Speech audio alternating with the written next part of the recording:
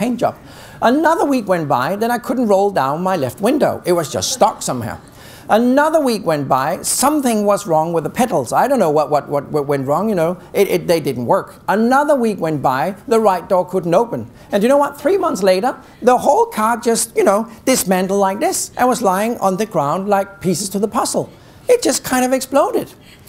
I'm sorry for my English, but that was a load of crap. It was a really, really bad car. But you know what, guys, in 2012, whether you buy an Italian car, a German car, Korean car, even an American car, believe it or not, even America, they will start and work without any problems for the first 3 years.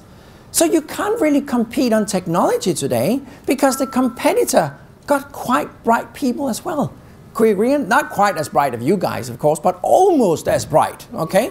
They got pretty good people employed. So competing on the product and the price today is just stupidity.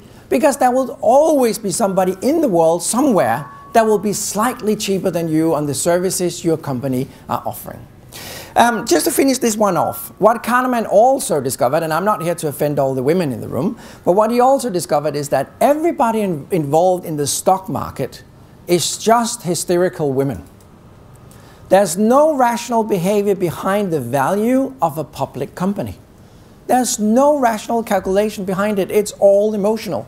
So whether a public company is actually evaluated to be X, Y, or Z on market value, there's no rational behavior. It's all emotional.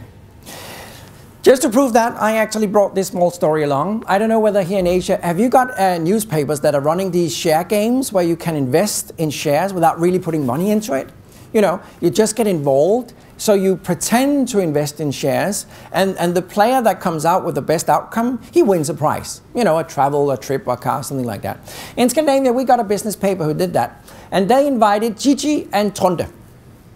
They are two monkeys from the Copenhagen Zoo. And Gigi and Tronde were supposed to participate in this game every week. So Gigi and Tronde are supposed to invest in shares every week. Now, there are 70,000 gamers participating in this game, and as you can see in the headlines of this paper, they actually beat up 62,000 of the other players, who all, by the way, were humans, right? Okay.